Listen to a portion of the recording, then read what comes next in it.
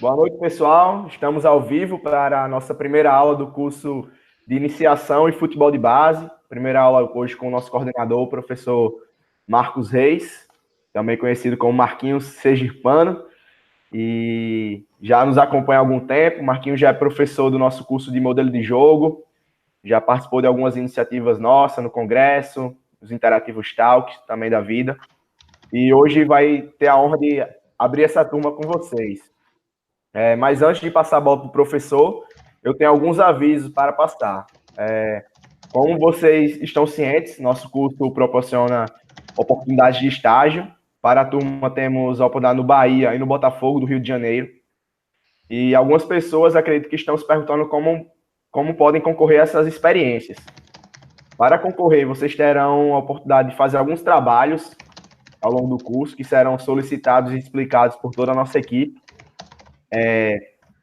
Além disso, vocês têm que estarem fazendo parte do ranking FI, da taxa FI, na verdade, que leva em consideração as atividades realizadas após as aulas, assistir às aulas, não necessariamente de forma ao vivo, como algumas pessoas não podem estar assistindo ao vivo, podem assistir no decorrer da semana, até um dia antes da segunda aula, da próxima aula. Então, vocês têm até a quarta-feira, 23h59, para assistir a aula de hoje, caso não possam estarem assistindo. E aí vocês estarão pontuando para o ranking, que contará pontos para o estágio. Além disso, fazer as atividades também é um ponto importante. E por último, na taxa FI, leva em consideração as curtidas no fórum. Então é importante que vocês estejam ativos no fórum, comentando, participando, discutindo, para proporcionarmos e criarmos o conhecimento e levantarmos várias ideias diferentes aqui para que tenhamos uma construção rica ao longo dessas próximas semanas do curso. Inclusive, já tem um tópico cadastrado no fórum com o tema Quem Sou Eu, para que vocês possam estar se apresentando. Eu já fiz isso, então vocês vão ver lá o Jardel, que sou eu, com comentário. Então a gente pode trocar alguma ideia também no futuro, caso vocês tenham interesse. Toda a nossa equipe já está orientada a comentar. O Marquinhos também vai passar por lá para se apresentar. E ao final de tudo, da aula, vocês podem estarem comentando, participando, criando novas discussões também, que isso vai valer muito a pena. E é isso, para encerrar. Desejo a todos um grande curso, muita discussão, muito crescimento profissional, pessoal, e que podem contar tanto com a equipe do Futebol Interativo, como os professores também estarão sempre à disposição de vocês. Temos lá nosso grupo do WhatsApp, temos nosso e-mail. Vocês também podem entrar em contato com a gente via plataforma. Estaremos sempre à disposição e no suporte para auxiliar como for possível.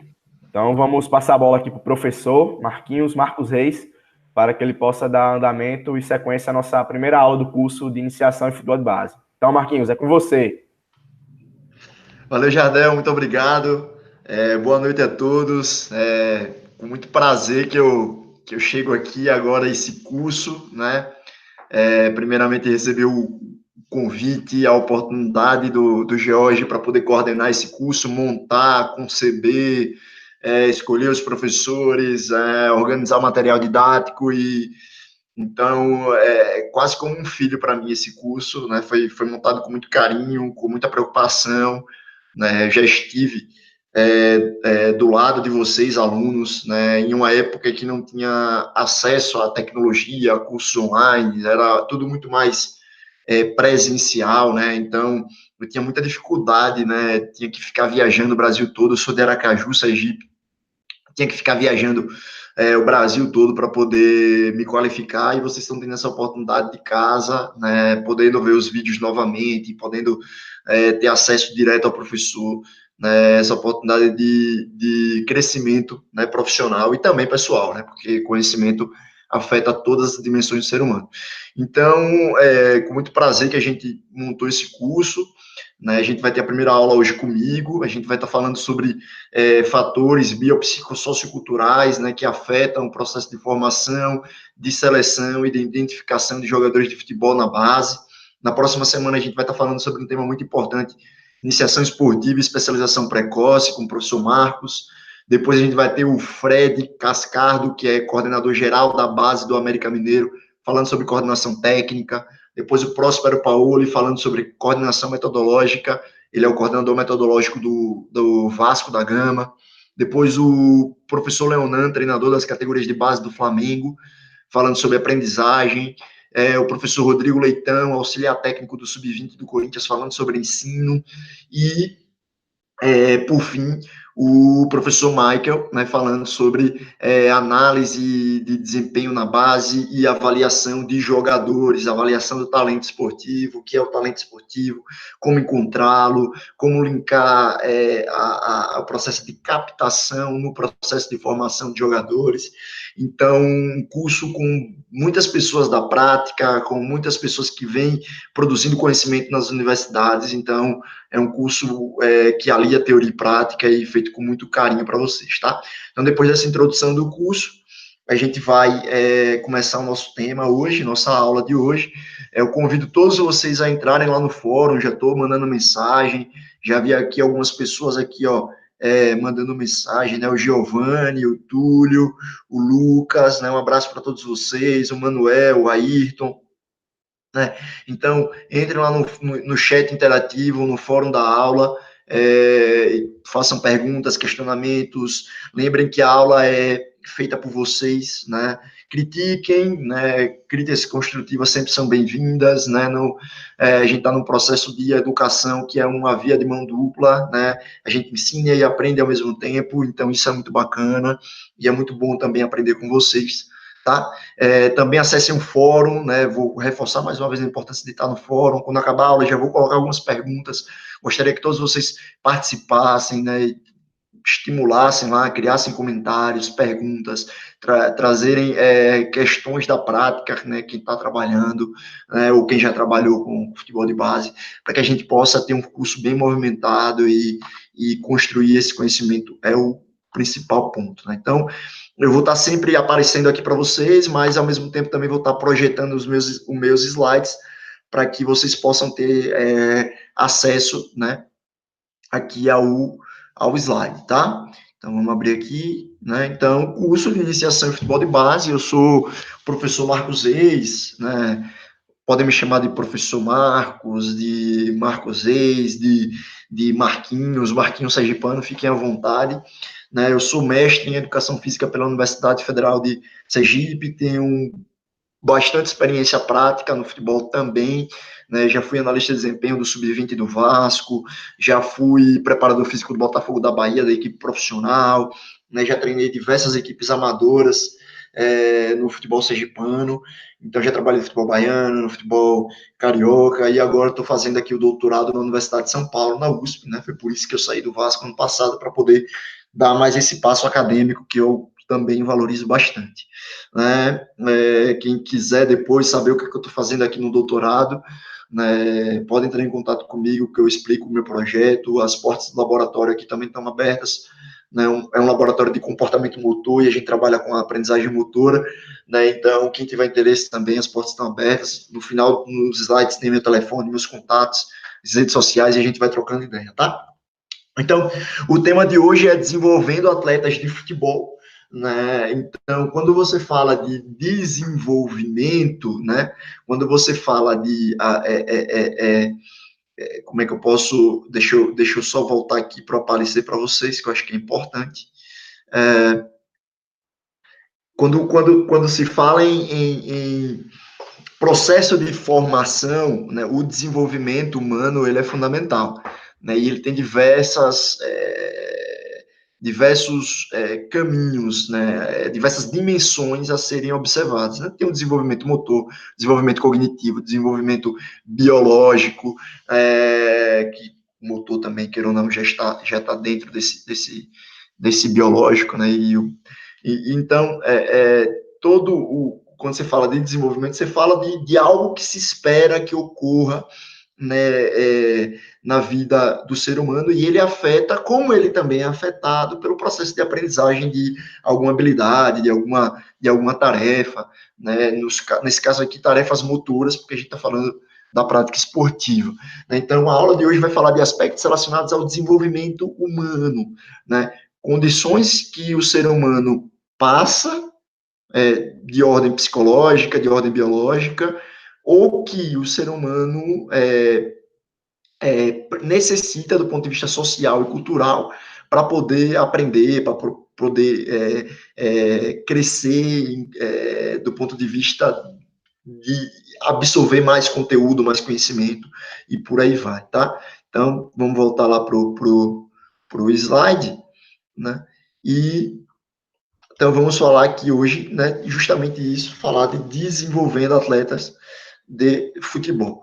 Então, turma, um pesquisador que atualmente está nos Estados Unidos, chamado Carl Newell, na década de 80, ele traz um modelo de restrições, né, do inglês constraints, né, que são restrições que afetam diretamente o comportamento humano, né, o comportamento motor humano.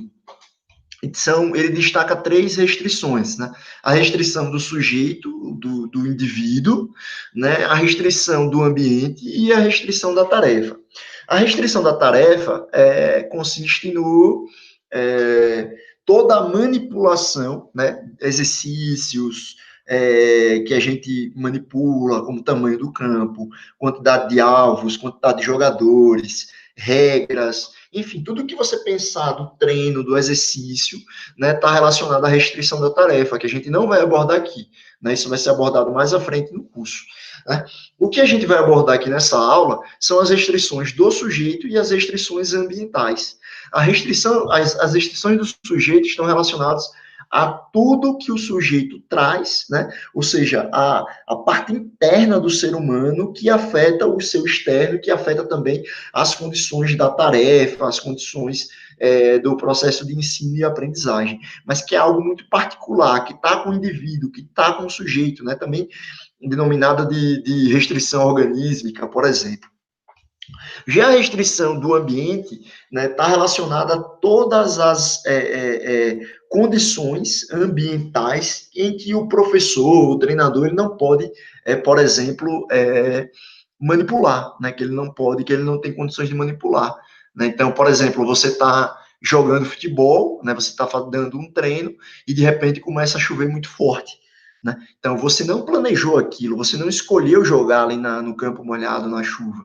Né? O ambiente, ele simplesmente está ali, né, molhado, a grama acaba ficando defeituosa e os jogadores eles vão ser estimulados por isso daí. Né? Então, é a restrição do ambiente. Uma das restrições que mais chamam a atenção, por exemplo, na Terra, né, e que afeta diretamente o processo de desenvolvimento humano, né, o processo das relações humanas, né, as construções humanas como um todo, é a gravidade. Né? A gravidade é uma restrição ambiental. Né? Por exemplo, se a gente morasse na Lua, se morássemos na Lua, a gravidade lá é totalmente diferente da gravidade da Terra, né? Então, a forma como a gente ia correr, saltar, arremessar, manipular objetos seria totalmente diferente. Então, um exemplo clássico de uma restrição ambiental é a gravidade, né? Então, esses 2 componentes serão o foco daqui da nossa aula, né? As restrições do sujeito e as restrições do ambiente que a gente vai focar a partir de agora, né? E quais são essas restrições que a gente está abordando aqui em termos de restrição ambiental e restrição do sujeito? São fatores biopsicossocioculturais que a gente vai chamar a partir de agora, que são fatores que determinam o processo de formação, seleção e identificação de jogadores de futebol na base. Entenda-se como processo de formação todo o estímulo que é ofertado para os jogadores em termos de restrição da tarefa e também restrição, mas também restrição ambiental, né? Ao longo da sua formação, da sua construção enquanto atleta, enquanto jogador. Entenda-se como processo de seleção, né, o processo em que um jogador está em uma categoria competitiva e no final do ano o treinador, e junto com sua comissão técnica, vai determinar se ele permanece no clube ou não. né? Ou seja, a transição de uma categoria de um ano para o outro, né? Então, ele está lá no sub-13, ele vai ser selecionado para o sub-14 ou não, ou ele vai ter que procurar outro clube, né? Enfim. Entenda-se como identificação de jogadores de futebol na base, o processo de captação de jogadores.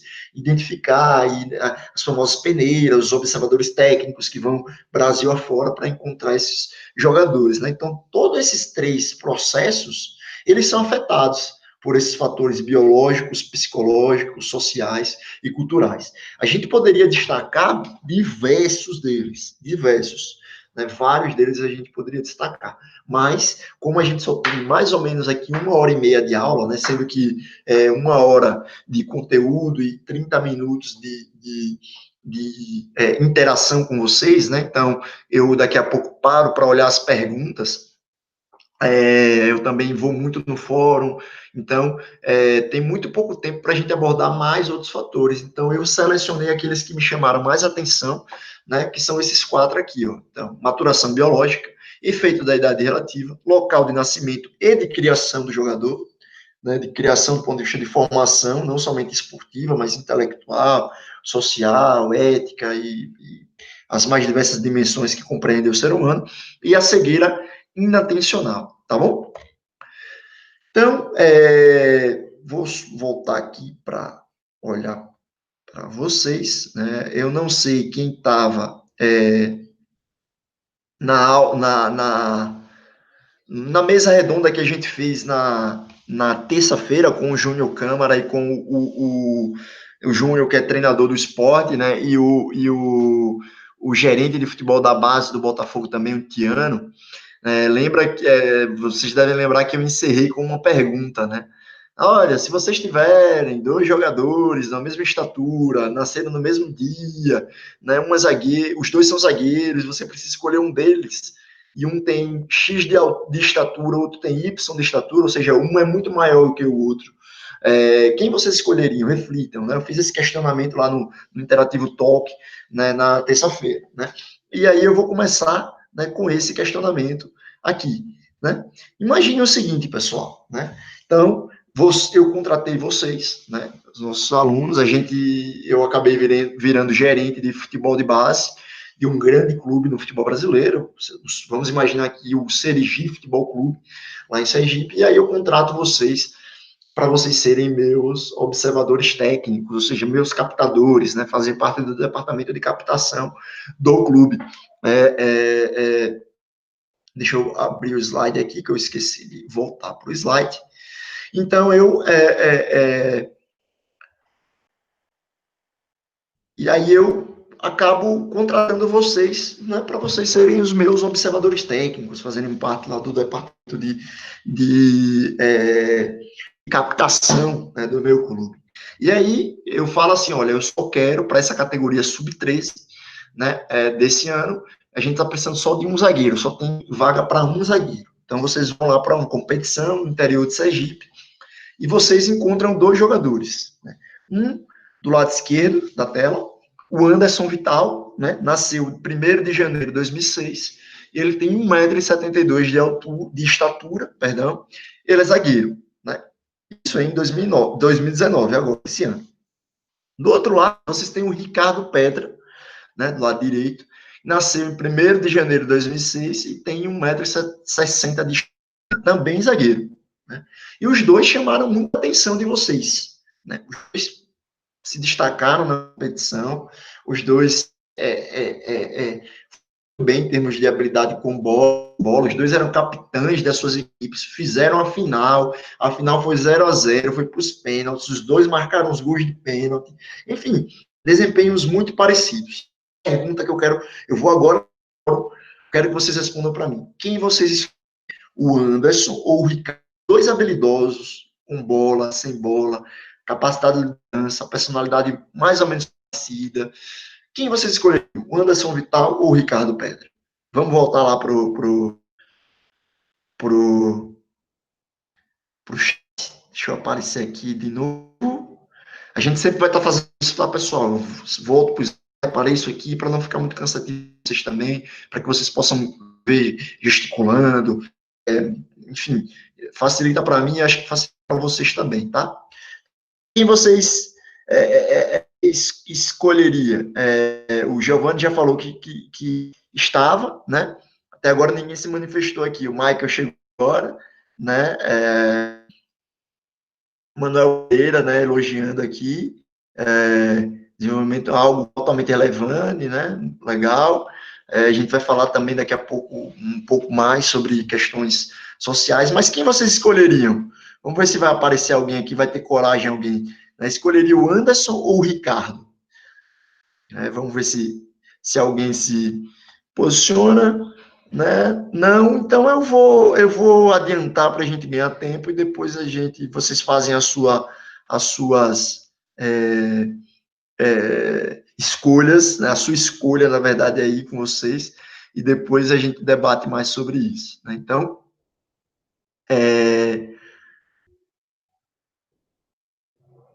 compartilhando tela.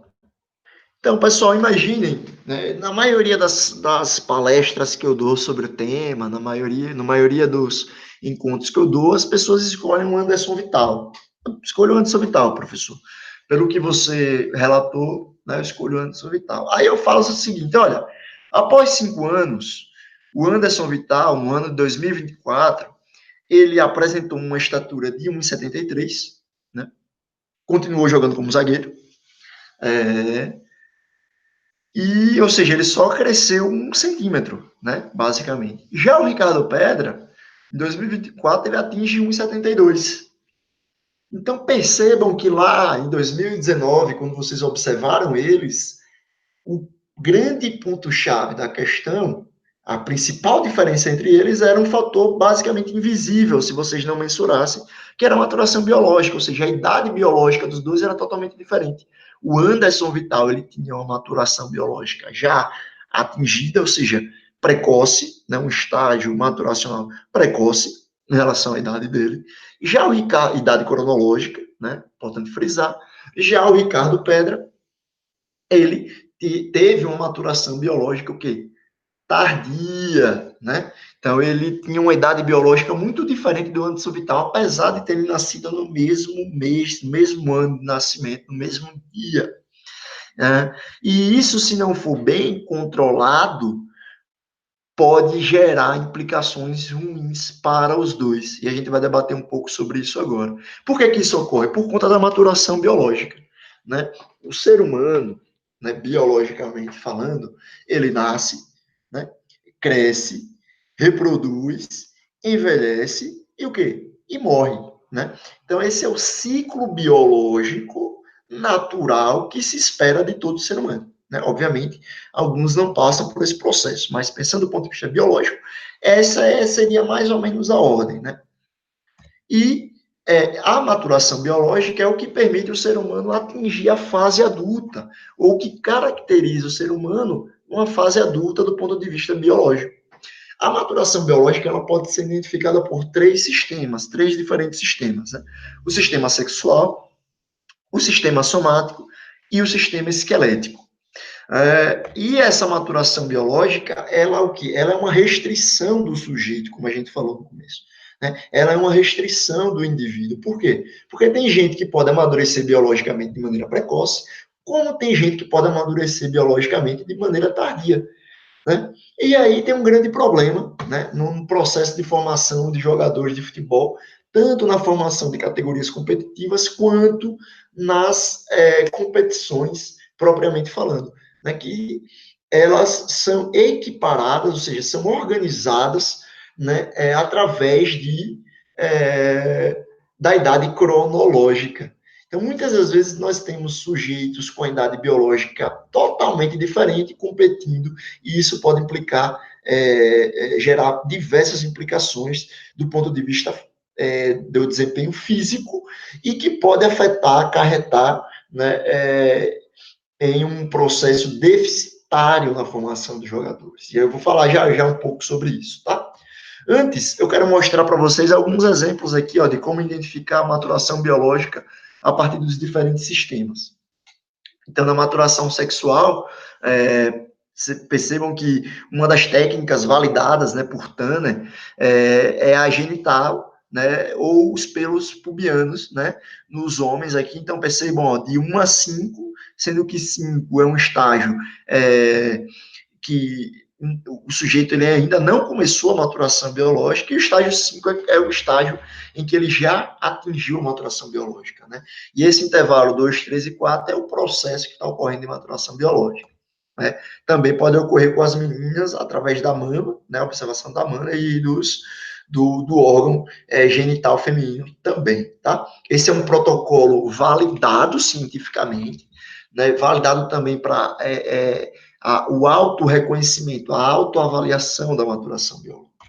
Você tem também a maturação esquelética, né? Você tem como avaliar a maturação biológica através do sistema esquelético, né? Então, você tem um score de 0 a 4, score 0, né? A epífise e a diáfise do osso rádio são iguais ou menores em largura, então o sujeito ele ainda não atingiu a maturação biológica, e o score 4, que é o extremo, né, que é quando a maturação completa, né, a partir do final do crescimento ósseo, não apresentando diferença entre a epífise e a diáfise. E o outro sistema, né, é o sistema somático, ou maturação somática, que pode ser identificado através do pico de velocidade de crescimento. Né? Como é que se encontra o pico de velocidade? O que é o pico de velocidade de crescimento? Né? É o famoso estirão.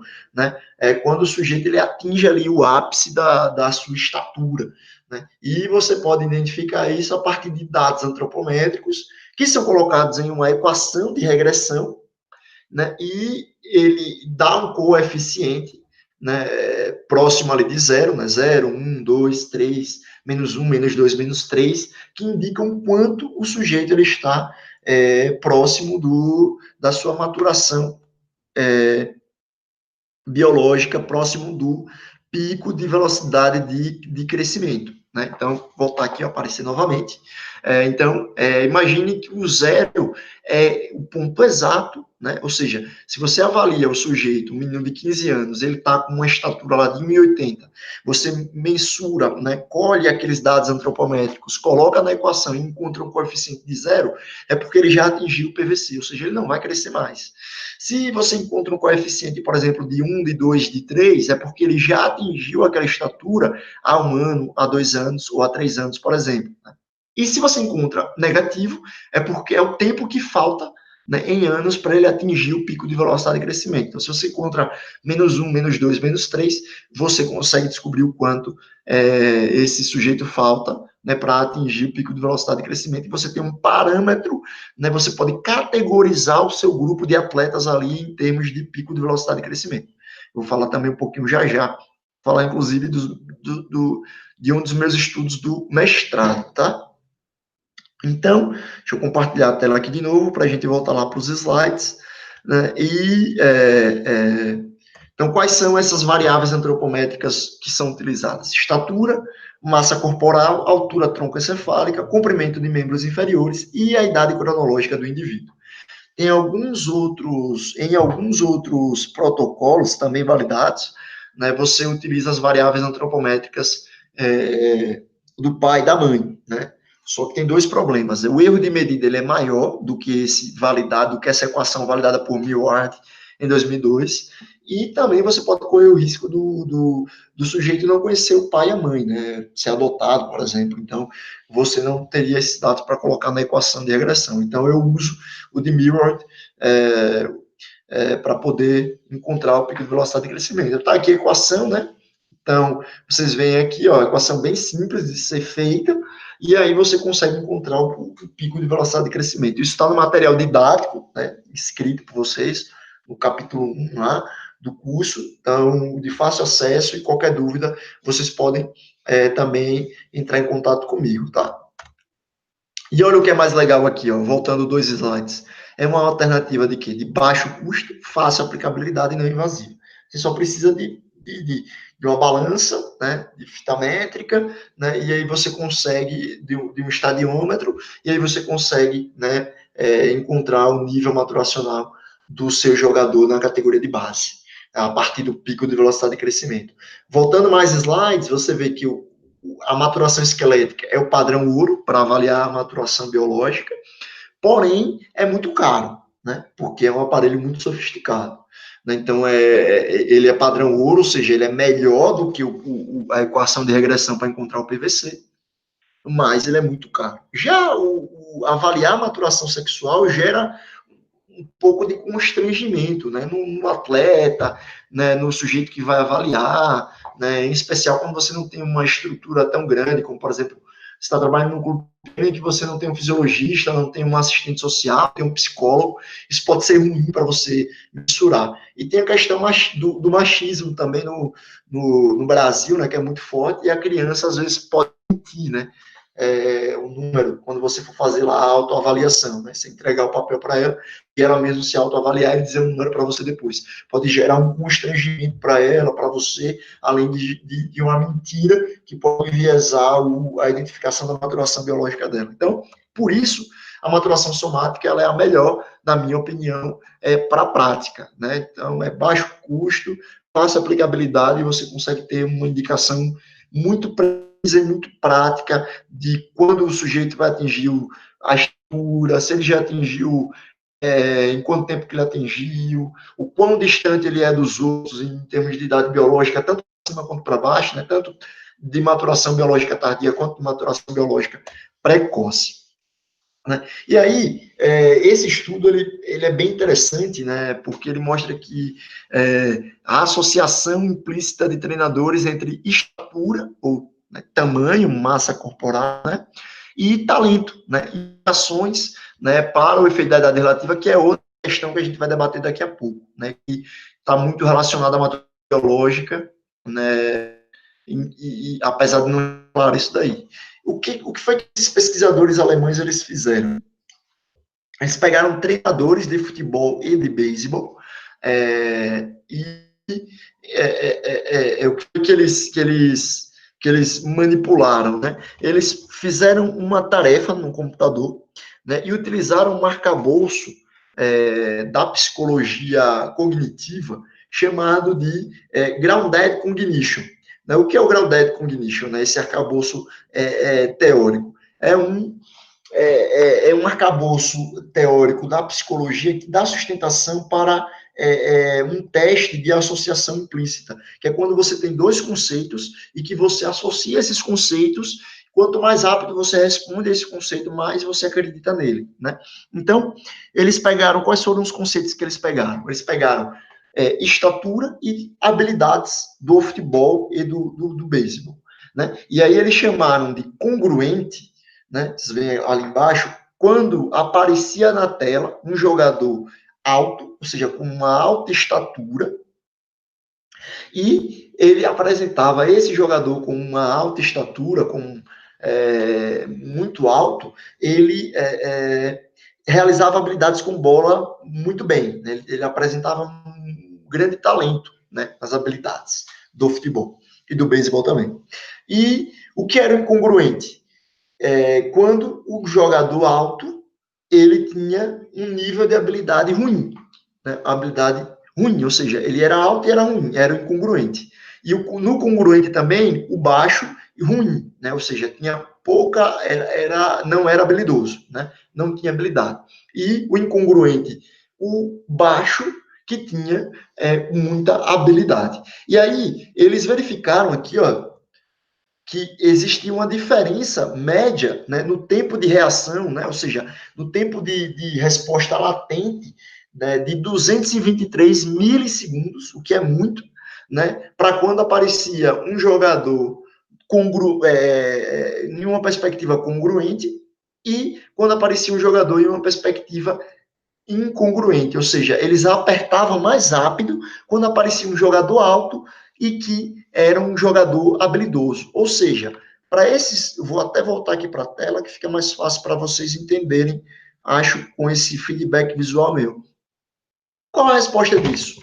Qual o padrão disso? Quando aparecia um jogador alto e habilidoso, esse treinador ele apertava rápido a tecla, o comando, para dizer que ele tinha talento, né, que ele era um jogador talentoso. Já no incongruente, ou seja, quando aparecia um jogador baixo e habilidoso realizando as ações, ele demorou um intervalo mais de 200 milissegundos ali em relação ao jogador alto. O que esse resultado mostra? Como outros tantos resultados trazem, né? Que treinadores de futebol, de maneira implícita, ou seja, eles não têm uma consciência, né, de que eles favorecem os jogadores com alta estatura, com uma boa estatura.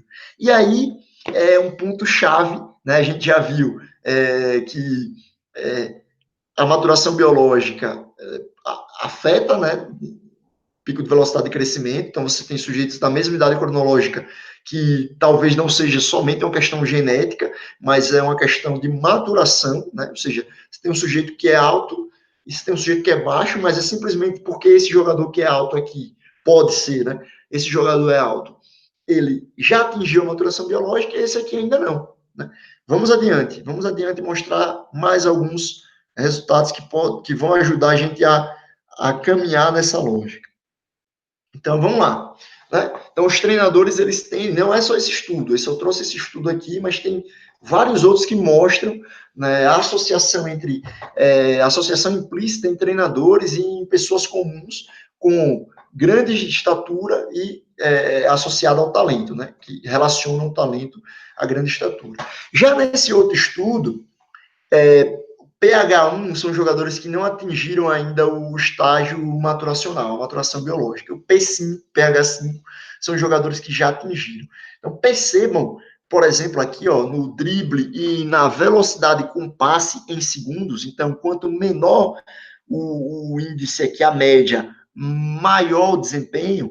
Percebam que os sujeitos aqui, ó, do PH5 tinham uma média de 7,7 para realizar a tarefa, enquanto o sujeito do PH1 tinha 9,2, ou seja, demorava mais para realizar ações de drible e de velocidade com passe, tarefas de drible e de velocidade com passe. Ou seja, olha lá, deixa eu voltar aqui, né? Então, acho que vai ser importante agora a gente voltar aqui para eu aparecer novamente para vocês.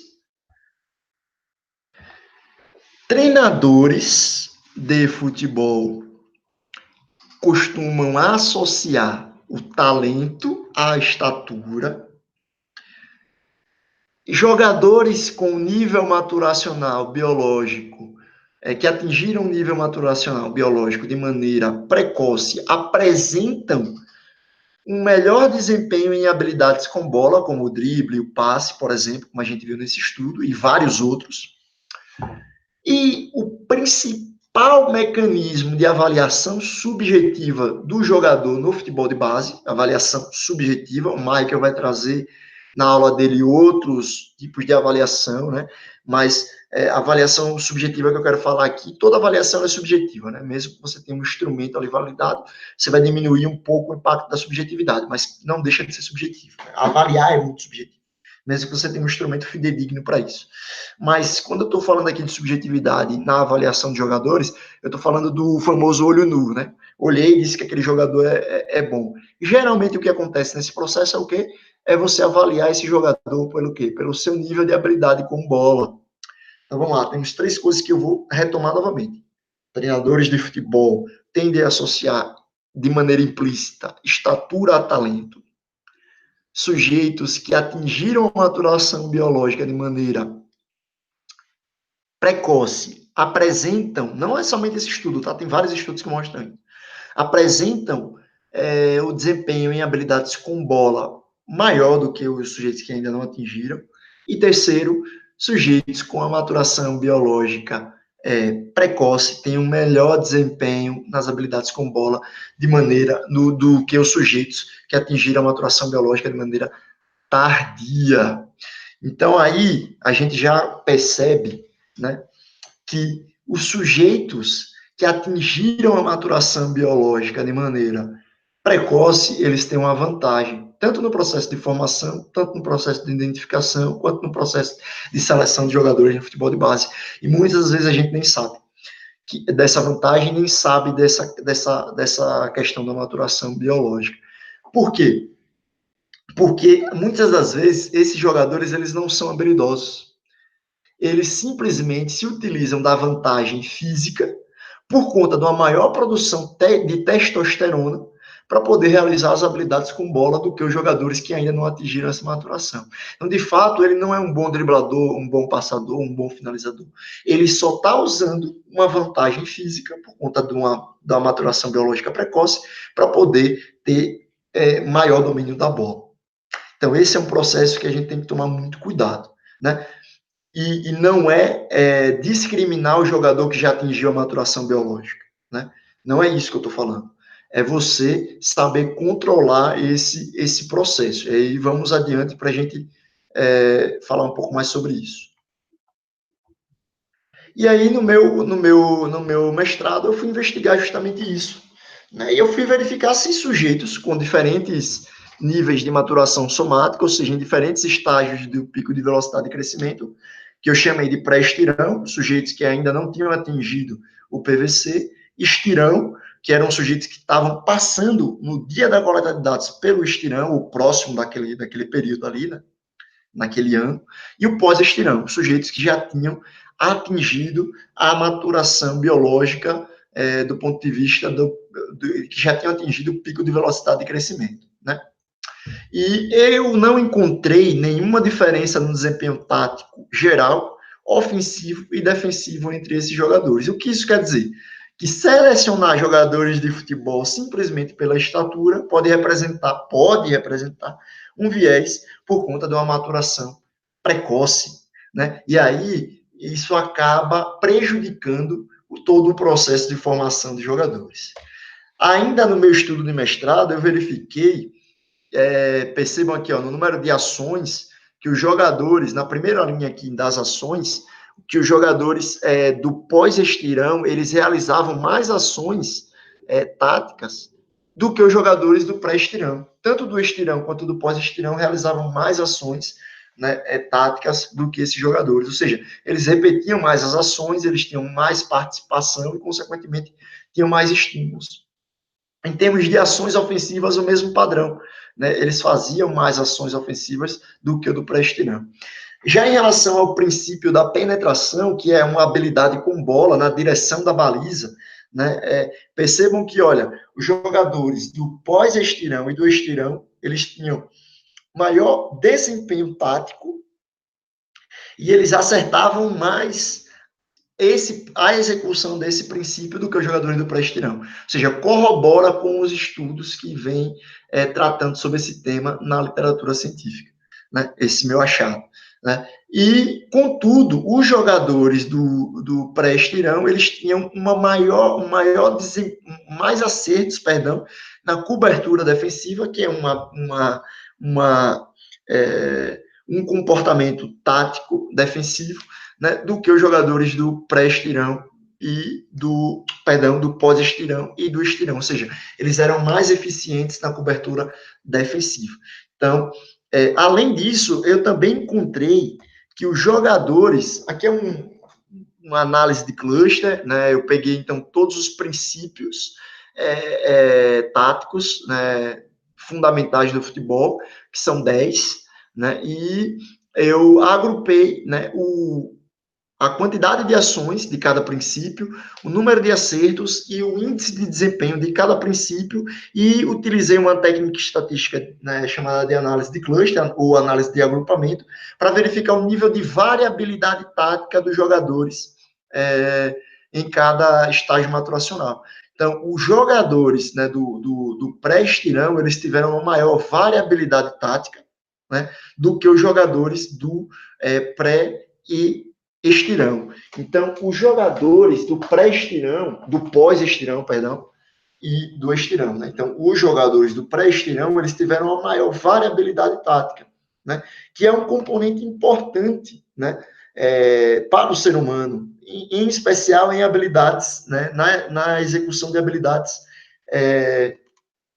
em um ambiente tão imprevisível como o jogo de futebol, né? Então, a variabilidade, ela representa a combinação de pequenas partes, né, que agem em direções, às vezes, distintas, mas que auxiliam o sujeito, né, a acertar, ou seja, a serem precisos na execução de movimentos, né? Então, em um ambiente totalmente imprevisível, né, do futebol, ter variabilidade é muito importante.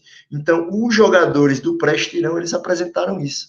Então, lembra, né, dos exemplos que eu dei, né, vários jogadores, né, que não atingiram a maturação biológica, muitas vezes são dispensados de peneiras, né? Eles vão criar estratégias perceptivas, cognitivas e motoras para poder suprir essa desvantagem física. E aí, quando os dois atingem a maturação biológica, ou seja, quando esse que está na maturação biológica tardia, ele alcança esse que atingiu de maneira precoce, o que acontece? Muitas das vezes esse jogador aqui, ó, ele tem o quê? Uma vantagem lá no final do processo. Então, muitos estudos já mostram que essa vantagem biológica, em termos da execução de habilidades com bola, acaba fugindo, né, ou acaba sumindo, perdão, no final da temporada, né? Então, os jogadores com maturação biológica precoce, eles começam a temporada competitiva com nível de habilidade com bola maior, e no final da temporada, esses jogadores do grupo maturacional biológico tardio, eles já recuperam ali em uma temporada, justamente porque eles vão criando estratégias, porque eles têm uma desvantagem física, mas eles querem jogar o jogo e acabam criando esse repertório.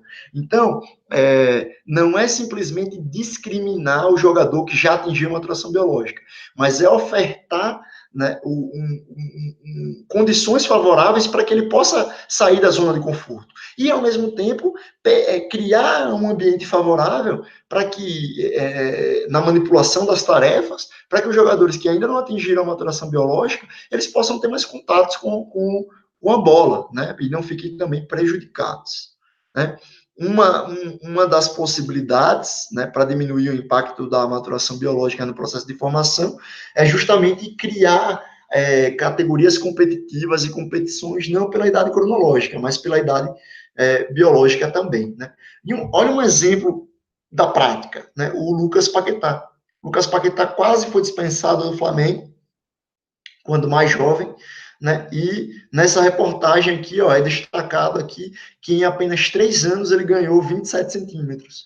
E aí, com 18 anos, ele atingiu 1,80 m de estatura, né? E foi quase dispensado. E percebam que o Paquetá é um jogador com uma variabilidade de jogo, variabilidade tática muito grande. Ele já jogou de centroavante, já jogou de primeiro volante, já jogou de segundo volante.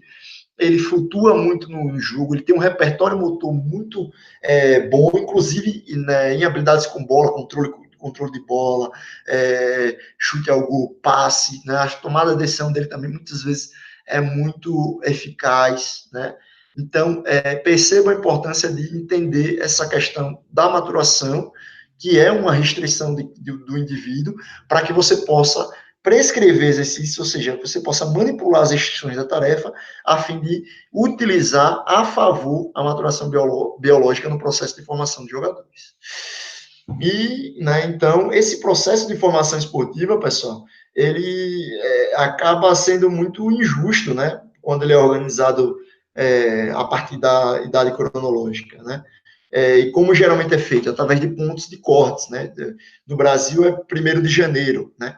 Então, o 1º de janeiro é escolhido, por exemplo, para balizar, né, as categorias com o objetivo de formar grupos mais homogêneos, só que não é isso que ocorre, né? O que ocorre é, na verdade, aumentando a heterogeneidade por conta da idade biológica, né? Então, eles acham que tem uma homogeneidade, quem organiza a competição e as categorias de base, por conta da idade cronológica, mas, na verdade, não tem.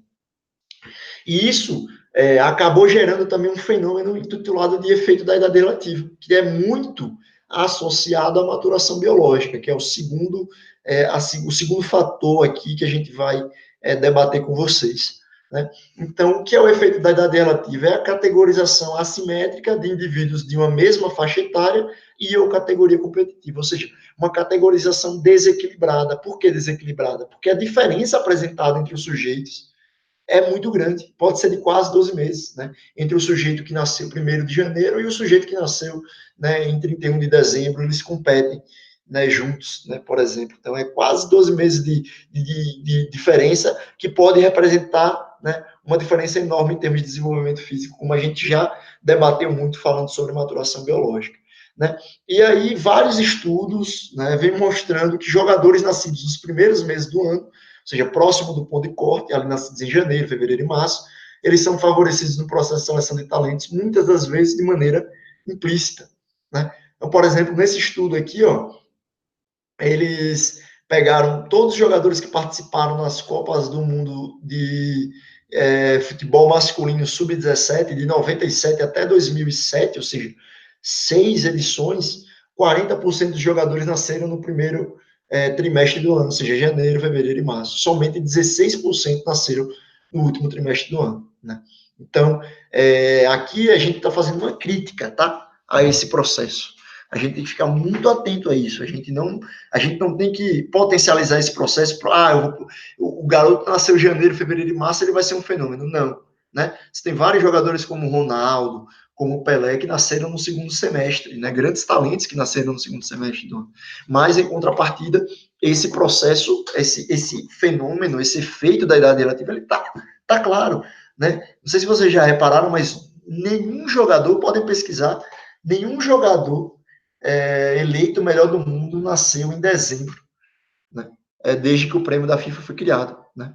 Então tem algo muito forte aí que a gente tem que ficar atento.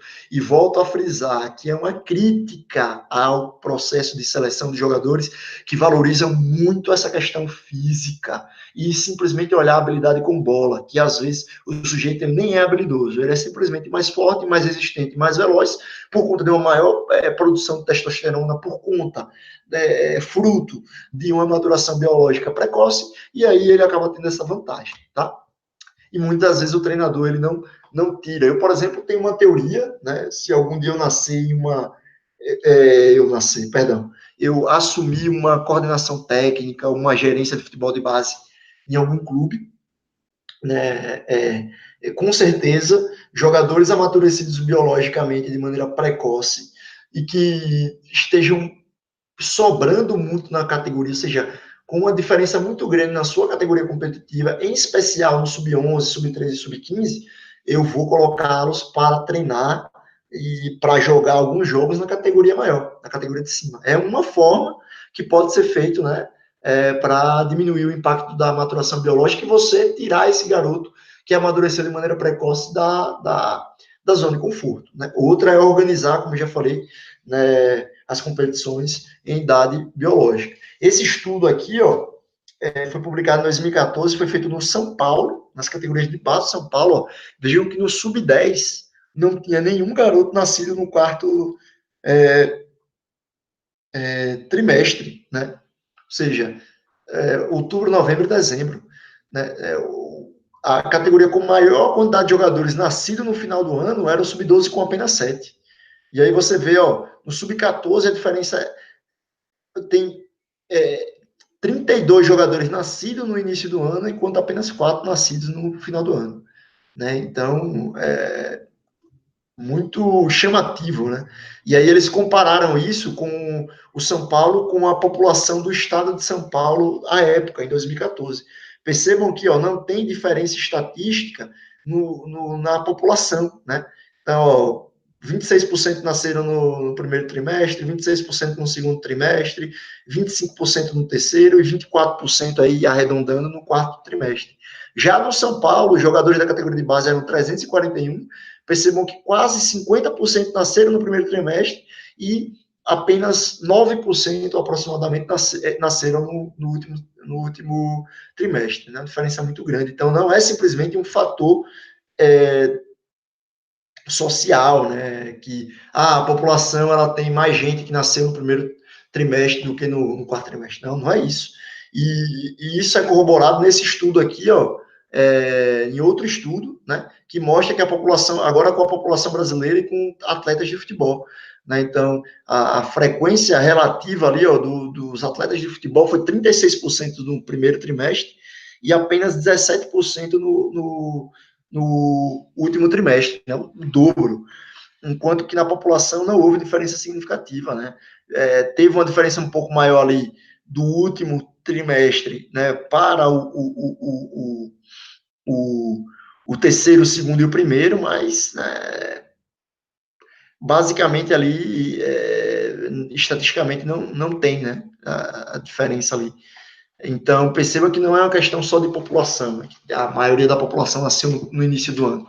Não, é uma questão que está relacionada, é um fenômeno que ainda nunca ninguém teve certeza, né, mas de que ele afeta, de fato, esse processo de formação, seleção e identificação de jogadores de futebol. Ele afeta também no futebol de alto nível, né? Esse estudo aqui, dos 100 jogadores de futebol mais valiosos, ou seja, com maior valor de mercado, 60% nasceram na primeira metade do ano, né? E apenas 40% aproximadamente nasceram na segunda metade, né? Então, os jogadores que valiam 48 milhões em média, né, de euros, de dólares, perdão, né, é, 60%, né, no primeiro semestre, nasceram no primeiro semestre, e apenas 40%, com um valor médio ali de 39 milhões, quase 40 milhões, na segunda metade do ano, né? E essa diferença não teve, por exemplo, para os bilionários, né? Bilionários de qualquer área, tirando do futebol, né? Veja que não houve diferença ali, deu ali 49 contra 51% nascido no primeiro e no segundo semestre. Então, vejam que é uma questão que tem muita relação com o esporte, né, com a prática esportiva, em especial no futebol. A gente tem que tomar muito cuidado para a gente não estar potencializando esse efeito da idade relativa. Ele é vilão, na verdade, né, porque a gente está favorecendo mais alguns jogadores, né, que já tem muito, ou seja, que já tem uma vantagem física natural por conta da maturação biológica, e está desfavorecendo a outros, tá? Então, agora eu encerro a primeira parte da aula e vou lá para as perguntas, né? Vamos fazer essa interação, depois a gente vai falar sobre os outros dois fatores aqui, tá? Então, o pessoal dando boa noite, boa noite. Boa, Futebol Interativo colocou aqui, lembrando que quem postar story no Instagram, marcando Futebol Interativo e o professor Marcos Reis, irá ganhar a reposta em nosso perfil. Isso aí, show de bola. Marca lá, me segue, @MarcosAMReis. Vocês já devem seguir o Futebol Interativo, né? Então me seguem lá, me marquem, que a gente dá o reposte, né? Com muito prazer, tá? Pra gente interagir também lá no Instagram.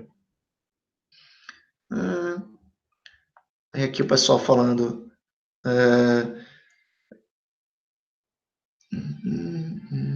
Escolheria o Anderson, né? Muita gente falando aqui. Só o Cristiano que falou que escolheria o Ricardo, o Giovanni, né? Não sei se foi depois que eu expliquei, né? Que os dois igualaram ali também. O Manuel falando, o zagueiro mais alto pela posição, pensando que os dois têm habilidades parecidas, né? Só que aí você viu, Manuel, que depois, né, eles igualaram, né? Você vê que com 18 anos, o Anderson tinha 1,73 m, que já não é tão alto para um zagueiro. Se ele não foi estimulado, obviamente, se ele foi tirado da zona de conforto, se foi criado um ambiente favorável para ele desenvolver, joia. Mas se não foi, com certeza esse jogador vai ficar pelo caminho, porque aí ele já não vai ter mais o desempenho físico, né? O Wilson falou, né? No caso, tem que ver em que etapa do crescimento eles estão. No caso, tem que ver, né, Wilson, em que estágio maturacional, né? Em que estágio da maturação biológica eles estão. Isso mesmo. O Manuel pergunta aqui: a maturação somática pode ser avaliada a partir de qual idade? Qualquer idade você consegue realizar, desde que você consiga atender, né, de maneira fidedigna aos pressupostos da análise antropométrica, né? Eu, por exemplo, já fiz essa análise com garotos de 8 anos, né, para saber o quando ele ia atingir o pico de velocidade de crescimento, né? Então, eu prestei consultoria a uma escola de futsal, né, em Aracaju, e o proprietário, foi meu aluno também, né, me orientando no TCC, o Bebeto, e a gente mensurou, né, a categoria sub-10, né, então 8, 9, 10 anos, e é para estratificar ali, né, então os jogadores que davam coeficiente de -3, a gente considerava ele mais distante, né, do pico de velocidade de crescimento, ou tardio, que estavam no -3 não, né, como tinha 8, 9, 10 anos, às vezes dava -6, -5, -7, né, então a gente criou ali uma estratégia estatística para a gente poder mensurar. Mas já fiz com 8, não fiz com menor ali, porque até fica difícil, né? Mas a partir dos 7, 8 anos, eu acredito que dá para fazer tranquilo. Já fiz, inclusive. O Felipe Andrade diz: esse processo é mais devastador em equipes de pequeno porte, que além de falta de estrutura, trabalham em cima de resultados imediatos. Sim e não, né, Felipe? Veja o exemplo do São Paulo, né? Quando as equipes grandes, elas geralmente têm profissionais que muitas das vezes conseguem medir, controlar essas variáveis, né? Mas às vezes não, às vezes tem muitos clubes grandes que não têm conhecimento sobre isso e que não estão preocupados com isso, né? E aí acaba prejudicando esse processo, né? Então eu acho muito difícil hoje, por exemplo, um sujeito que trabalha no departamento de captação dos clubes e ter esse conhecimento e fazer uma observação técnica e mensurar esses dados, até porque dá muito trabalho também, né? Deveria envolver mais fatores. Então, não é só questão de estrutura, né? Também ajude muito, mas é uma questão também de conhecimento, né? De aplicação de conhecimento. Como o fórum está parado, a última foi do Felipe, vamos lá voltar para o slide, vamos voltar lá para a aula, aí depois eu paro aqui no final para o final da rodada de perguntas, tá? E aí, a gente vai entrar no terceiro fator que eu vou destacar aqui, lembrando que tem vários fatores, tá, pessoal? Né? Não é só 1, 2, 3 ou 4, como a gente está trazendo, tem vários que a gente poderia destacar aqui, mas por conta do tempo a gente não consegue. Aí o Jean Coté, né, um canadense, estudioso da pedagogia do esporte, ele traz um questionamento, né? E quando, onde é mais importante do que o quando, né? Então, ele chama atenção agora para o quê? Para o local de nascimento e o local de criação e formação desse sujeito. Quando isso é mais importante, ou seja, o onde ele nasceu, mais importante do que o quando, ou seja, qual mês que ele nasceu. Né? Quando é mais determinante até do que a data de nascimento, o local de nascimento. Né? Então, ele mostrou aqui nesse estudo, ó, destaco aqui de vermelho, que atletas profissionais americanos do beisebol, do basquete, do hóquei, eles apresentam maior chance de se tornarem jogadores da NBA, por exemplo, quando nascem em cidades entre 50 mil e aproximadamente 100 mil habitantes. Então, a chance do sujeito se tornar um maior um atleta de alto nível, né, na NBA, por exemplo, é quando ele nasce nessa cidade, né, do que em relação a cidades como com 100, de 100 a 250 mil habitantes, com mais de 5 milhões de habitantes, ou também em cidades com menos de 50 mil habitantes. Né? Então, perceba um coeficiente aqui da razão de chance, 18, 10, 20, 11 vezes mais chance, 20 vezes mais chance. Na NBA tem 10 vezes mais chance o sujeito, né, de se tornar atleta da NBA quando ele nasce em cidades com essa quantidade de atletas. Né? E a mesma coisa no Canadá, né, no esporte canadense. Né? Então, quando o sujeito nasce em cidades entre 100 mil e aproximadamente 500 mil habitantes, ele tem mais chance, né, de se tornar um atleta, né, do que aqueles que nascem em cidades acima de 500 mil habitantes e abaixo de 100 mil habitantes. Né? Mas por que isso? Né? A gente vai falar já já. Outro estudo agora feito aqui no Brasil e com o futebol é o único nessa linha, né? Eles quiseram verificar o impacto do índice de desenvolvimento humano da cidade, né, que o sujeito nasceu, de 643 jogadores que disputaram o Campeonato Brasileiro da Série A de 2010. Né? Então, 73% desses jogadores, eles nasceram, né, em cidades com IDH superior ao da média, né, verificada nesse estudo. Então, 73% nasceram em cidades com IDH, ali, o índice de desenvolvimento humano, mais ou menos de 0,73. 82% nasceram em cidades com IDH médio entre 0,5 e 0,8, né? Que apenas 15,7% em cidades, né, municípios com IDH alto, né, acima de 0,8. Somente 2,0% de jogadores nasceram em cidades com IDH baixo, né, ou seja, abaixo de 0,5. Né? Então, olha que interessante. Né? Estados com maior número de jogadores, né, nesse ano no brasileiro foram São Paulo, Rio de Janeiro, Bahia, Minas Gerais e Rio Grande do Sul. Né? Tirando Bahia, né, todas elas com IDH à época do estudo de próximo ali de 0,75.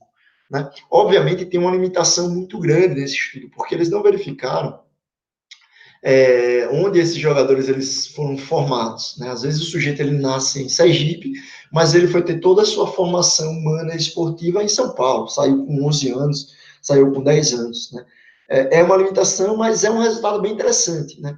Que mostra também alguns indicadores sociais do local de nascimento que afetam na chegada, né, ao alto nível de jogadores de futebol. E agora vamos debater um pouco desses resultados do COTE e também do estudo feito com o Índice de Desenvolvimento Humano aqui no Campeonato Brasileiro. Né? Então, por que isso acontece? Né? Porque atletas que moram em cidades muito grandes, né, eles são mais propensos à prática esportiva, né, em um ambiente estruturado, com competições e monitoramento de treinadores. Porém, eles possuem também muitas atividades para serem feitas, né? Então, às vezes, eles têm, entre aspas, atividades que não são atividades esportivas e que competem com o futebol, que não é ruim, mas que diminuem o tempo de prática, né? O tempo de estímulo. Então, esse sujeito ele vai fazer o inglês, ele vai fazer, não que isso seja ruim, tá, pessoal, mas isso afeta no processo de formação de jogadores. Ele vai fazer o inglês, ele vai fazer outras atividades em que ele poderia estar se dedicando mais ao futebol, por exemplo, né? A prática esportiva. Né? Já os indivíduos das cidades pequenas, eles são mais propensos a se envolver em competições sem tanta estrutura e, consequentemente, não são estimulados a saírem da zona de conforto como deveriam, né? Porque não tem tanta estrutura, né? Muitas vezes o nível socioeconômico não permite uma viagem para uma competição, para jogar com jogadores de nível diferente, né? E isso acaba prejudicando eles, né, em relação aos da cidade grande. Em contrapartida, como eles não têm muita opção cultural, intelectual, muitas das vezes, né, se não tiver um bom poder aquisitivo, eles vão se engajar mais, né, no futebol, né, no esporte. Né? Então, eles vão ter mais tempo de prática, que se esse tempo de prática for transformado em qualidade da prática, ele é um ponto positivo para quem nasce em cidade pequena. Né? Contudo, né, e aí eu já falei, né, uma vantagem das cidades pequenas é justamente essa diversidade nas habilidades dos jogadores, né, uma vez que todas as crianças do bairro se reúnem para jogar em conjunto, né, independentemente da idade e da capacidade, a criança está sempre saindo da zona de conforto. Tem uma entrevista do Gabriel Jesus que é bem interessante, que ele fala, minha base foi na Várzea, né, ele é aqui de São Paulo, né, do Jardim Peri, se não me engano. E aí ele na entrevista ele fala, até os 14, ele chegou no Palmeiras com 15 anos. Até os 14 anos eu estava jogando com os meninos de 19, 20, 21 anos de idade, e eu tinha que criar estratégia cognitiva, motora, perceptiva para poder tomar decisão, fugir deles e poder jogar o jogo, senão eu não jogava, eu só apanhava, ou eu não tinha bola para mim. Então veja que é importante também, né, afeta. Né, os dois lados têm pontos positivos e pontos negativos, né. Por exemplo, as cidades grandes, como eu já falei, né, são mais densas, estruturadas, né, e só que isso faz com que o nível do jogo também seja equiparado. Né, então, são geralmente do mesmo nível de jogo, da mesma estatura, da mesma habilidade, né, os jogadores, e aí isso acaba prejudicando, né, no ganho de expertise, né, além do que já foi citado anteriormente. Então, é importante, né, que as crianças elas possam ter contato com pessoas mais velhas, que experimentaram diferentes tipos de esporte, e isso em ambientes rurais, em áreas, em cidades mais pequenas, né, gera um maior desenvolvimento das competências esportivas. Né? Então, turma, é importante, né, que esse curso, ele vai preparar vocês, não somente para serem treinadores. Né? Esse curso ele vai preparar vocês para serem coordenador técnico, para serem analista de desempenho, para serem gerentes de base, coordenador metodológico. A gente vai trazer um conteúdo bem holístico para justamente atender isso daí. Então, pensar nisso é muito importante. Né? Para você poder montar, por exemplo, um mapa de onde você vai atacar, para selecionar jogadores, aquele jogador que chegou ali que era um grande talento na sua cidade. Então, tudo isso afeta. Qual o tamanho da cidade em que você está gerindo aquele clube ou que você está treinando aquele clube? Isso vai afetar. Né? Vê no estudo lá do Canadá e nos Estados Unidos. Né? Cidades com determinados quantidade de habitantes, elas geram uma maior chance do sujeito se tornar atleta em várias modalidades esportivas. Nenhum estudo foi feito ainda aqui no Brasil nessa perspectiva, mas o estudo que eu apresentei do IDH já mostra isso. Né? Então, que geralmente quem chega lá, quem chegou, na verdade, no Campeonato Brasileiro de 2010, esse estudo precisaria ter uma amostra maior, né, ter um controle maior da onde esse sujeito passou mais tempo na sua vida, se foi de fato ali, né, onde ele nasceu mesmo. Mas o mais importante é que essas questões sociais afetam. Então a gente tem que entender isso. Né? E para poder encontrar meios para poder usufruir desses fatores ambientais que muitas vezes a gente não tem como controlar. Tá? E agora a gente vai para o último fator, né? De hoje, é um fator psicológico. E aí eu vou pedir para vocês, deixa eu voltar aqui.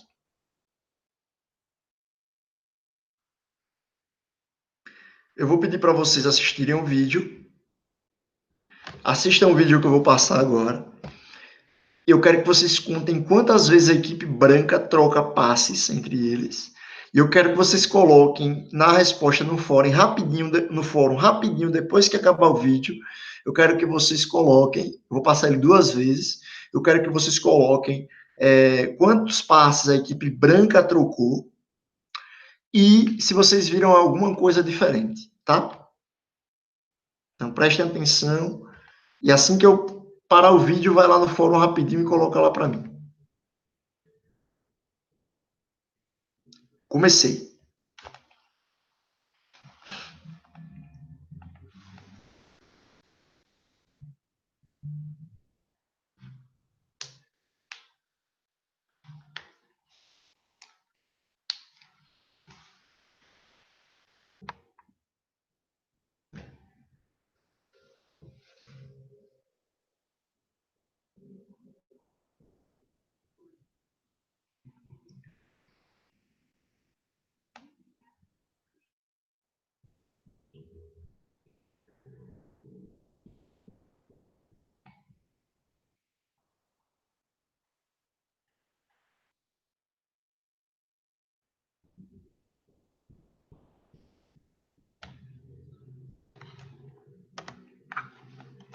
E aí, pessoal, quantas vezes a equipe branca trocou passes? Quantos passes foram trocados?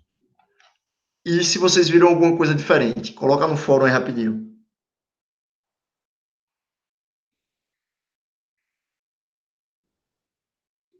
Vamos ver se a galera vai responder aqui.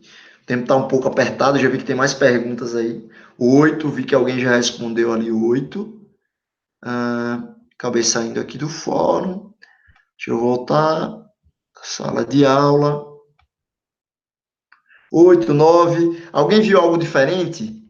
O Manuel respondeu, o Michael respondeu. Agora eu vou soltar o vídeo novamente, pela última vez, tá?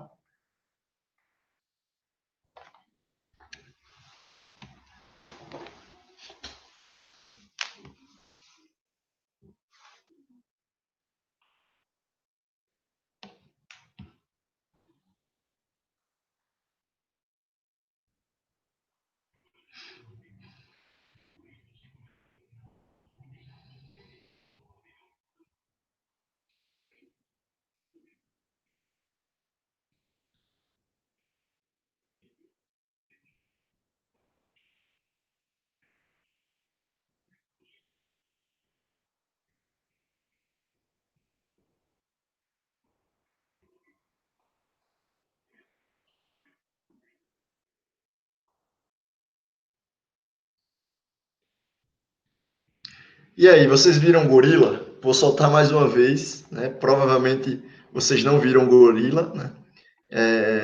Só para provar para vocês que é o mesmo slide, só tem um slide, e aí tem um gorila passando aí no meio, enquanto vocês estavam contando, né? A troca de passes, vocês vão ver que tem um gorila passando ali, né? Então, Marquinhos, oi! você esqueceu de compartilhar a tela nessa última vez do Eita, vídeo. esqueci, verdade. Eu tava aparecendo aqui, né? Isso. Valeu, Ayrton. Desculpa, pessoal. Ô, Ayrton, Jardel. Valeu. Desculpa aí, pessoal. Perdão. Então, ó, agora tá ok, né? Agora tá ok. Tá sim, tá sim. Show. Obrigado, Jardel. Então, ó, rodando o vídeo de novo aqui, ó. Não deu para ver a segunda vez, né? Mas provavelmente vocês não viram um gorila passando, né? Muitos de vocês, acho que 2 pessoas até onde eu olhei no fórum, tinham visto, né?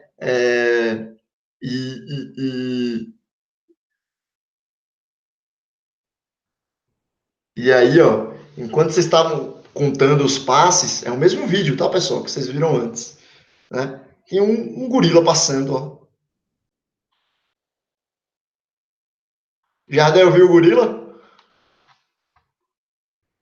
Vi sim, agora vi. Mas você viu ele antes, na primeira? Antes não. Ah, show de bola.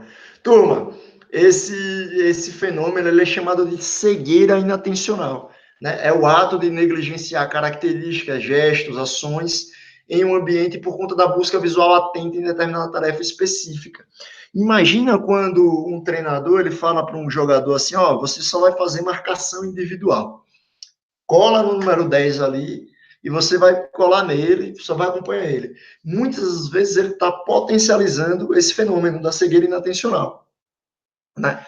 Então, ele está estimulando esse fator. Então, o sujeito ele fica fazendo a marcação individual e ele entra alguém no espaço vazio, ele tinha até condições de marcar, mas ele não vê. Passa na frente dele, mas ele não vê. Por quê? Porque ele está muito focado, né, em determinada situação. Né? E isso é uma falha na detecção, de um objeto inesperado, né? E caso você estimule muito a sua atenção, né, para um elemento, uma tarefa, uma característica ali do ambiente da prática, né? Então é o famoso olhei, mas não consegui ver, né? E isso implica, turma, em várias situações de desempenho, não somente defensiva, mas ofensiva também, porque a cegueira inatencional ela está relacionada à criatividade, né? Então, imagina um jogador com alto nível de cegueira inatencional, que também está relacionado ao desenvolvimento cognitivo, ao pensamento abstrato, né? Então, é uma questão de desenvolvimento cognitivo mesmo, né? Segundo Piaget, a gente só atinge esse estágio de maturação cognitiva, né? De usar o pensamento abstrato ali entre os 10, 11, 12 anos de idade, né? Mas no meu treino eu posso potencializar isso. Então, o jogador, às vezes, ele está com a bola, né? E ele não executa o passe porque ele não percebe a oportunidade no ambiente para isso, né? Então, tem que tomar muito cuidado, né? Porque cegueira inatencional está relacionada à experiência, né? Ou seja, a prática e a criatividade, né? Então, jogadores treinados na prática esportiva, eles conseguem, por exemplo, encontrar jogadores livres, né? E executarem passes originais, né? Passes criativos, né? Enquanto os seus pares, com pouca experiência prática, eles ficam cegos e não conseguem perceber a movimentação dos seus colegas e achar, por exemplo, um passe que deixa o colega em condição ótima de finalizar. Então, quando a gente faz um treinamento, um exercício, quando a gente manipula, né, uma restrição da tarefa, a gente tem que levar isso em consideração, essa restrição do sujeito, né, a cegueira inatencional, para a gente diminuir o impacto dela sobre o desempenho do jogador e não potencializar ela. E aí, o professor Rodrigo Leitão vai falar lá sobre os métodos de ensino, né? Então, tomar muito cuidado nos métodos de ensino que focam somente na biomecânica do movimento, né? A gente tem que se preocupar com um método de ensino que abrace, né? Acho que o método de ensino é muito particular de cada um, mas a gente tem que entender o impacto que cada um deles gera nisso, né? Então, a gente tem que escolher um método de ensino que abrace né, aspectos perceptivos, decisórios e motores em situações reais de jogo, né, e o Leitão vai abordar muito isso, né, e uma das questões é justamente essa, é que nosso treino ele não potencializa a segredina atencional. Ó, percebam que o padrão de busca visual de jogadores habilidosos, ele é muito diferente de jogadores menos habilidosos, ou seja, de jogadores experientes e jogadores menos experientes.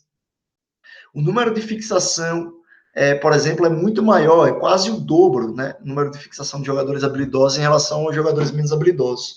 E a duração de fixação em um objeto ou em um indivíduo é muito menor de jogadores habilidosos do que os jogadores menos habilidosos, né? Os jogadores menos habilidosos gastam muito tempo olhando para um lugar só e aí, consequentemente, tem poucas informações do ambiente, né? Isso afeta no seu desempenho de jogo. Outra questão, ó, os jogadores habilidosos, eles olham muito, muito, muito pouco para o portador da bola e para a bola em relação aos jogadores menos habilidosos, pois eles priorizam olhar mais para os jogadores e o espaço vazio no campo de jogo. Então, os jogadores habilidosos, eles olham muito mais para o espaço vazio e para os seus colegas, né, do que os jogadores menos habilidosos. Então, veja que é justamente isso, né? A fixação em um lugar potencializa essa cegueira inatencional e, consequentemente, faz com que os jogadores eles percam a oportunidade, né, que o ambiente de prática oferece para ele poder realizar o seu desempenho com expertise. Turma, vou voltar lá para a pergunta. A gente tem aí uns 5 minutinhos ali para responder algumas perguntas. E aí eu volto já para o meu slide para finalizar, tá? Então, voltei aqui agora. Vamos lá para a pergunta.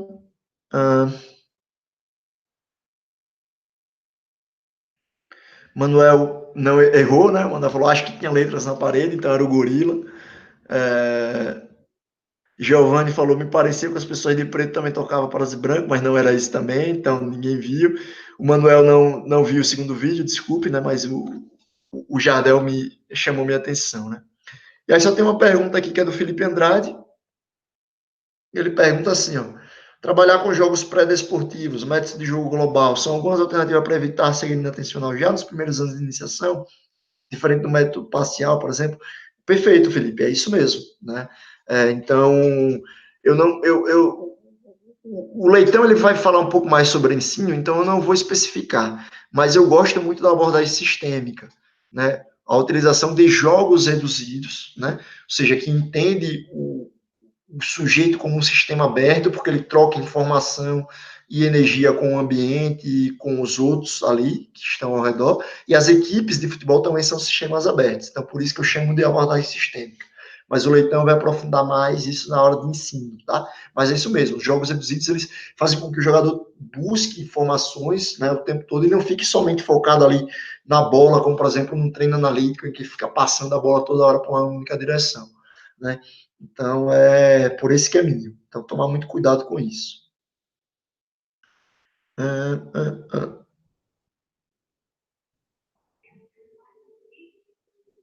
Manuel parou. Manuel Pereira falou, meu coordenador vai pirar com essa avaliação maturacional. Lucas, o que pode ser feito para o desenvolvimento numa escolinha de crianças de 6 a 8 anos, um tipo de treino específico? Então, Lucas, essa é uma pergunta sobre ensino, né? Então, nas disciplinas de ensino e aprendizagem, o Leitão, né, que é auxiliar técnico do Sub-20 do Corinthians, o professor Rodrigo Leitão, e o professor Leonan, que é treinador do Sub-13 do Flamengo, vai falar um pouco mais sobre isso, tá? Aguarda só um pouquinho. Tá bom? Beleza? Se for em relação à maturação biológica, por exemplo, eu vou transferir aqui para o exemplo aqui, maturação biológica, para o conteúdo da aula, né? Então, eu tenho um menino lá, eu tenho uma turma varia muito lá de 6, 7, 8 anos em termos de maturação biológica. Tenta organizar, ao invés de idade cronológica, por idade biológica, né? Então, você faz os treinos por idade biológica, né? Um dia você faz o treino por idade biológica, avaliou a maturação, divide em 3 grupos lá, né? Mais próximo do estirão, mais ou menos próximo do estirão, pouco mais distante do estirão, né? Então, esses vão trabalhar de maneira separada. Outro dia você pode fazer competições também por idade biológica. O que está se destacando mais ali em cada grupo, você coloca ele num grupo com uma idade biológica maior do que a dele, para ter realização de conforto, né? E você vai criando essas estratégias. Manuel, se pensando na cidade de nascimento do atleta vem ao encontro do ambiente no triângulo, no primeiro slide da aula, onde o comportamento será diferente de ambiente para ambiente. Por isso é importante se criar diferentes ambientes de aula para atletas. Vamos lá. Aquele triângulo que eu mostrei foi, entre aspas, vamos chamar assim de triângulo das restrições, né? O comportamento, ele é fruto da interação dessas três restrições. A restrição do sujeito, a restrição da tarefa e a restrição do ambiente. Não adianta nada o sujeito ele amadurecer biologicamente de maneira precoce, ser forte, resistente e veloz, ele morar em uma cidade que ele tem uma estrutura boa de prática e que, ao mesmo tempo, ele compete com sujeitos com um nível de habilidade acima dele, se a restrição da tarefa aqui, ó, é ruim, tá? Então, quando eu falo de ambiente de prática, eu estou falando de restrição de tarefa. Quando eu falo de restrição ambiental, é um ambiente em que o sujeito está que o treinador ele não consegue manipular. Eu dei o exemplo, por exemplo, da gravidade na Terra. Por exemplo, estou treinando e está chovendo, e eu não tenho como treinar em um ambiente seco. Isso é uma restrição do ambiente. Eu não tenho como controlar como treinador, tá?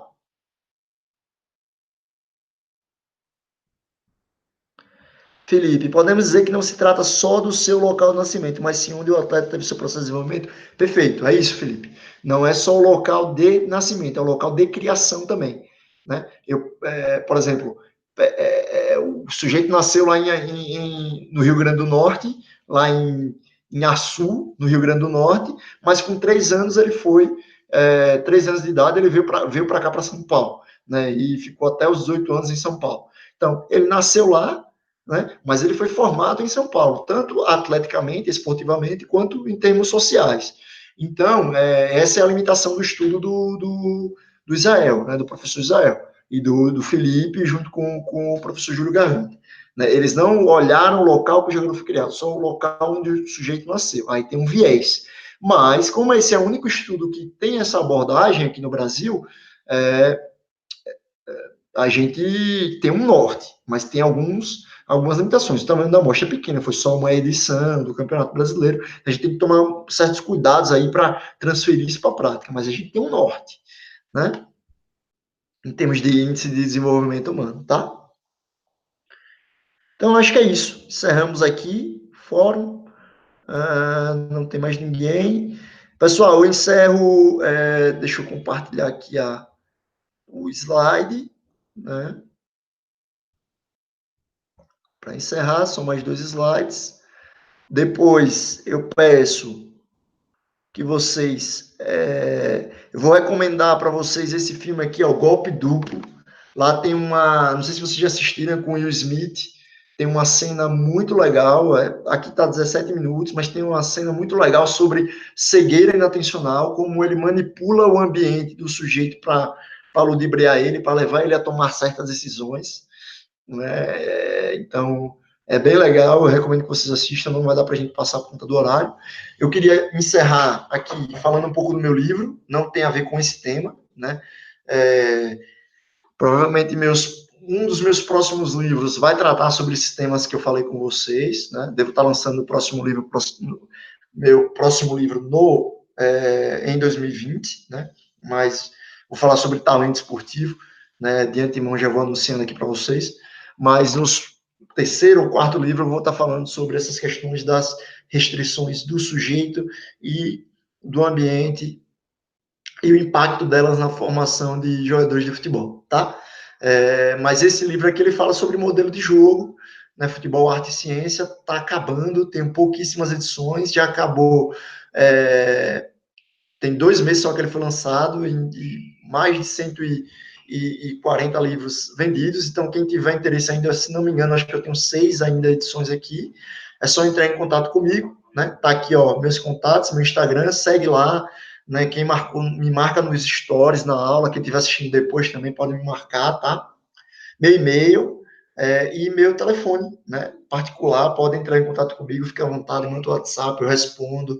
Se eu demorar um pouco, por conta da correria, mas eu sempre respondo, sempre troco ideia com os outros alunos dos outros cursos, fiz amizade com vários deles, estou à disposição, a USP está aberta aqui para vocês, o Laboratório de Comportamento Motor, eu estou estudando, quem quiser saber mais, um pouco mais do meu projeto também, a gente pode trocar ideia. Vocês vão ter o trabalho final do curso aqui, né? Quem quiser orientação, precisar de suporte, precisar de estudo, né? Estou à disposição, tá? Eu queria encerrar com essa frase, né? Há uma força motriz mais poderosa que o vapor, a eletricidade e a energia atômica, à vontade. Então, turma, deixa eu voltar aqui na tela.